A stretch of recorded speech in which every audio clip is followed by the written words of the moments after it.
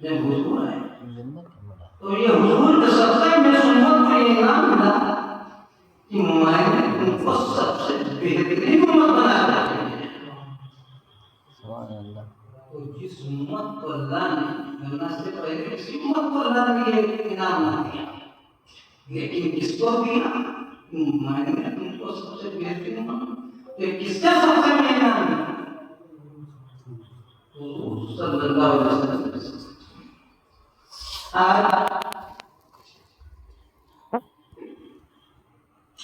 لوگ حضور کی شان میں نہیں ہوتا، لیکن اگر تم جو اشرف المخلوقات ہوئے تو وہ بھی حضور کے ساتھ کہتے ہیں۔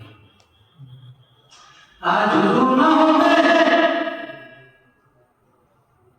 تو یہ نام تو بنا اشرف المخلوقات، یعنی کہ جتنی بھی اللہ نے مخلوق بنایا اس میں سب سے افضل ہوتا ہے۔ اور اس بات میں انسان فرشتوں سے کبھی سوچا، کبھی غور کیا؟ اللہ نے فرشتوں کو حکم دے دیا جس بات وہ اسی کام میں لگے، لیکن ان کے اندر اللہ نے احساس رکھا اس چیز کا درد، یہ درد کا احساس اپنے بندوں میں رکھا، تو اسی بات نے ان کو افضل کر دیا فرشتوں سے۔ سمجھے فرشتوں میں درد کا احساس، لیکن ہمیں لیکن جو مومن نہیں ہو تو اس کا دل سخت سے کرتا ہے، اس کا دل پتھر کا ہو جاتا ہے، لیکن جو حقیقت مومن ہو اس کو سب کا احساس، کسی کی پریشانی اس سے برداشت، بھلے بھوکا رہے لیکن دوسرے کو کھلا کے سوچنا، بھلے اس کے پاس دوسرے کو ننگا دے اپنے جسم کا کپڑا اٹھا کے، کیونکہ حضور نے فرمایا اللہ کی سب سے قریب وہ شخص ہو جاتا ہے جو اللہ کی آیات کا خیال رکھتا۔ اب صحابہ نے پوچھا حضور اللہ کی آیات؟ کہا جو اس کی مخلوق ہے وہ اللہ کی آیات۔ حضور نے فرمایا ذرا مجھے ایک بات، اگر کوئی شخص بڑا اس پریشانی کے عالم میں کوئی اس کے کام نہ ماں نہ باپ نہ بھائی نہ بہن نہ بیوی نہ بچے، اگر اس پریشانی اس کی وہ دور نہ کی گئی تو اس کا سارا ارادہ بگڑ جائے گا، نہ کوئی یاد کا مانا نہ دوست کا مانا، لیکن اس دوران کوئی ایسا شخص جس کو جانتا بھی نہ ہو، اگر اس کو پتہ چلا اور وہ اس کی پریشانی کو دور کر دے تو یہ بتاؤ وہ شخص اس شخص کے کتنے قریب ہو جائے۔ ابھی اگر ہم پہ آپ کی کوئی پریشانی ہے تو وہاں پر کوئی کام نہ، اگر پریشانی حل نہ ہو تو سارا معاملات ہمارا ختم ہو جائے۔ اس پریشانی میں اگر کوئی شخص میرے کام ہے تو اس میں سب سے ماں سے بھی زیادہ، باپ سے بھی زیادہ، ہر کسی سے زیادہ، کیونکہ اگر یہ کام نہ تھا تو میرا سارا ارادہ بھی کر جاتا۔ تو اسی طریقے سے حضور فرماتے ہیں جب اللہ کی کوئی پریشان، جب کوئی اس کی مدد کرتا ہے تو اس سے بالکل قریب ہو جاتا ہے، جب قریب ہو جاتا ہے تو وہ دل سے دعا کرتا ہے اس شخص سے، تو پتا کیا چلا؟ حضور فرماتے ہیں تم جتنا زیادہ صدقہ کرو گے، جب صدقہ کرو گے تو تمہارا یہ ہاتھ اللہ کے ہاتھوں سے، جبکہ اللہ ہاتھوں سے پاک ہے، پیروں سے پاک ہے، لیکن حضور نے اس کے دیدار یہ ہاتھ ہمارا اللہ سے لگے گا، تو جو ہاتھ بار بار اللہ سے لگے اللہ کو چھوئے تو ان ہاتھوں میں کیا ہوگا؟ شفا پیدا۔ تو وہ ہاتھ جس کے حق میں اٹھ جائیں گے تو اس کی کوئی بات عزت نہ کرے گا، آقا کریم صلی اللہ علیہ وسلم کی 500 ہجری کی بات کا ایک واقعہ ان کے گزر جانے کے 500 ہجری کی بات. یہ شخص اس کو جو آنکھوں کی بیماری ہوئی، وہ بڑا پریشان، رات کو میں دعا کر حضور پر درود بھیجی. تو ایک دن آپ لوگ آگے آ جائے سمٹ آئے تو ایک دن اس کی قسمت کا ستارہ چمک اٹھا تو دیکھتا کیا ہے کہ حضور تشریف لاتا ہے، بشارت دیتے ہیں. وہ شخص کہتا ہے حضور میں آنکھوں کی بیماری سے بڑا پریشان ہوں. حضور دعا کرتے حضور میری آنکھ اچھی ہے، میری آنکھوں کو اچھا کر دیجیے. تو حضور کہتے ہیں کہ تلاؤ میں دعا کرتا یا یہ نہیں فرماتے ہیں کہ لاؤ میں دم کر دو. حضور کیا فرماتے ہیں؟ تمہارے شہر میں ایک شخص نصر بن منصور رہتا ہے، تم اس کے پاس جاؤ، اگر وہ تمہاری آنکھوں پر اپنے ہاتھوں کو لگا دے گا تو تمہاری آنکھیں بالکل اچھی ہو جائیں گی، روشنی واپس آ جائے گی. وہ شخص کہنے لگا حضور پیسے پا دیتے، وہ تو بہت بڑا تاجر ہے، اس کو تو سوائے تجارت ہے تو چھوٹتا ہی نہیں. تب حضور فرماتے ہیں تم تو خالی اس کی تجارت کو دیکھ رہے ہو. یعنی اس میں حضور نے بہت بڑی بات کا خلاصہ کر دیا، کسی کے اعمالوں کو مت دیکھو، اعمالوں کو دیکھ کر کے کچھ نہیں ہوگا. کون اللہ میں کتنا قریب ہے، اصل میں ہوتا کیا اچھا دور میں دیکھتا ہوں. اگر کوئی شخص شرابی، جواری، گڑبڑی، اللہ نے اس کو ہدایت دی، ہدایت دینے کا مطلب ہے جیسے حضور لوگوں دین کی دعوت دیتے تھے لیکن کوئی حضور کی بات سننے کو تیار نہ ہوتا تھا تو اس بات پر حضور راستی ہویا کرتے تھے. تب رب کی طرف سے باری وہی نازل، اے محبوب آپ کو پریشان ہونے کی کوئی ضرورت نہیں، آپ کا کام ہے لوگوں کا صحیح بات کو بتا دینا، ہدایت دینا یا نہ دینا یہ میرا کام ہے.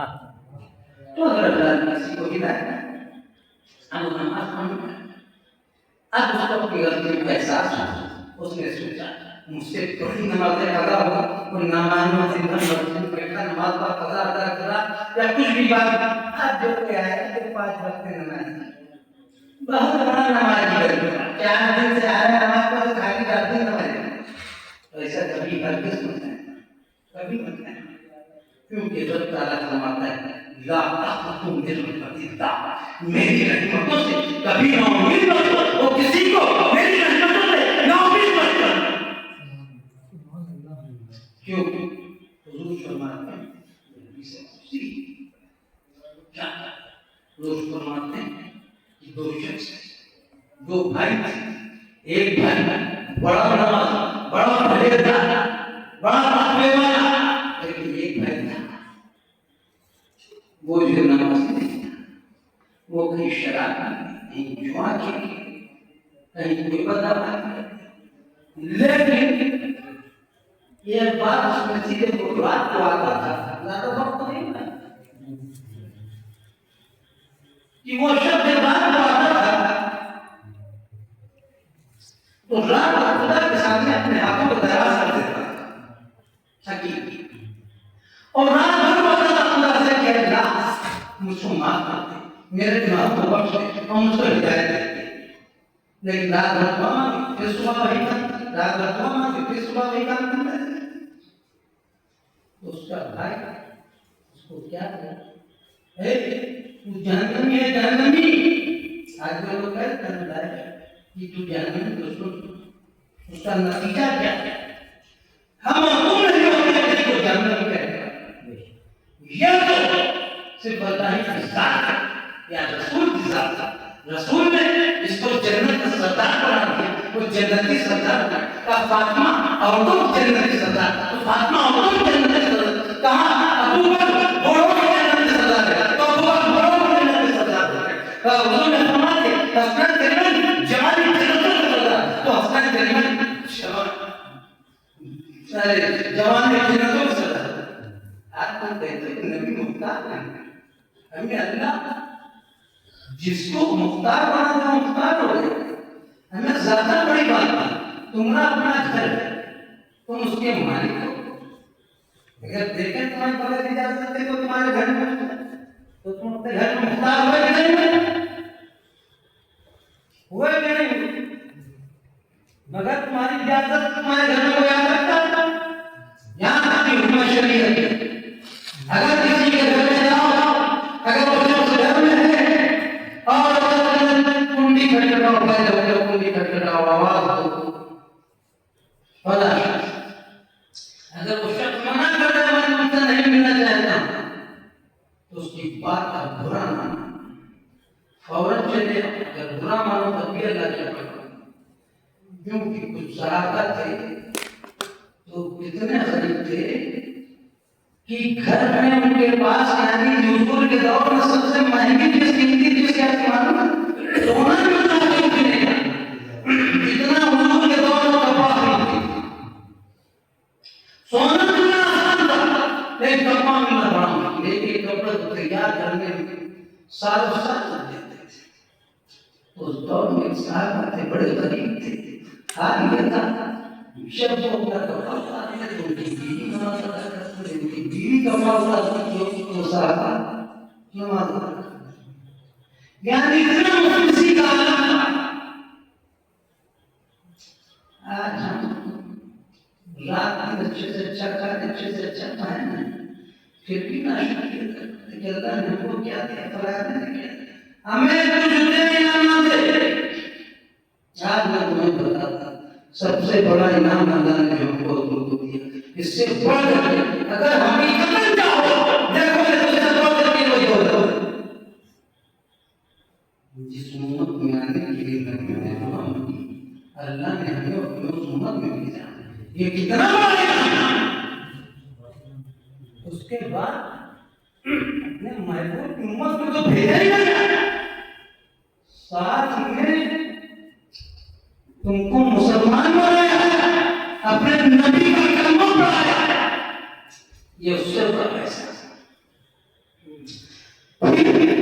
کلمہ پڑھنے والے بھی تمام دعویٰ کرنے کلمہ پڑھو, لیکن اس میں اپنے محبوب پر چاہنے والے اس سے بڑا کوئی انعام نہیں ہو سکتا. عذاب نہیں کہ تمہاری دنیا کو برباد کر دیا جائے, عذاب کو سب سے بڑا خدا کر کے کہ وہ تم سے ایمان کی دولت لے, اور جس کا اللہ نے ایمان کی دولت لے لی اس کے بڑے بڑے ساتھ فرما دیا منافق کا, کافر کا کوئی خراب و خراب نہ ہوگا, میں ان کو جا کر کے جنت میں ڈالوں گا. لیکن منافق کون ہے؟ کافر کون کو سوچا؟ کافر اسے کہا گیا جس نے حضور کے دور میں حضور کی بات کا انکار کیا, اس کو کافر کہا. اور اس دور میں جو لوگ مشرک ہیں کیونکہ انہیں ڈر ہے کی بات ہے اس لیے کافر. اور منافق کو آج بھی تمام منافق اسلام میں معلوم نہیں یہود و نصارہ کیا تیاری کر اسلام کو تباہ کرنے. تمام ابھی ایک لسٹ آئی 1700 یہودیوں کو ہندوستان میں تمہارے امام بنا کر کے بھیجا گیا. تمام یہودی تمام مسجدوں میں مسلمان بن بیٹھے سمجھے, اور ہم نادان بن بیٹھے. جبکہ رب کیا فرماتا ہے آج بزدل ہوتے چلے جائے. کیوں؟ وجہ کیا؟ دوری ہوئی دین سے, اور دین میں سب سے زیادہ دوری ہوئی وہ آدمی کو اولیاء اللہ سے دور کیا جائے. زندگی میں آج سے 20 سال پہلے 25 سال پہلے ہر شخص بے بغیر جمعرات جمعے کو ولیوں کی بارگاہ میں حاضر رہتا ہے. جب تک تم حاضر ویڈوز دیتے تھے تو تمہاری حیبت اور قوم پر آج تم کو روکا جا رہا اور تم نادان ان کی باتوں میں آ جاؤ اور کہتے ہیں کہ کیا بولوں کیا سکتا ہے شرک ہے شرک ہے شرک. سمجھے ہمیں اگر شرک ہوتا یہ تو رب تعالیٰ قرآن میں کبھی یہ ذکر ہی نہ کرتا کس بات کا؟ تابوت سکینہ کا۔ تابوت سکینہ کیا ہے؟ وہ نبی آدم علیہ السلام سے لے کے موسیٰ علیہ السلام تک، ان کے بعد یعقوب علیہ السلام تک، تمام نبیوں نے آدم علیہ السلام دنیا میں آئے تو ساتھ میں شجاعت کی لکڑی کا ایک پتھر ہے، اس میں ان کی استعمال کرتا چیزیں تھی، اسی کو تابوت سکینہ کہا جاتا ہے۔ سکینہ کے معنی میں یعنی سکون دینے والا، دلوں کو سکون پہنچتا ہے۔ اب اس تابوت کی خاصیت کیا تھی؟ کبھی سوچا؟ جب یہ تابوت تمام نبیوں سے ہوتے ہوتے بنی اسرائیل کے لوگوں تک پہنچا، آج کہتا ہے سامنے رکھ کے پارٹیاں کیوں کرتے تھے؟ یہ قبروں پہ کیوں جاتے تھے؟ سن، کیوں ہم جاتے ہیں قبروں پر؟ اور تم نے بھی قبر والوں کو جانا ہی کیا؟ یہ قبر والے ہیں کیا؟ تیرے ہی جیسے وہ ایک کیا تو سوچ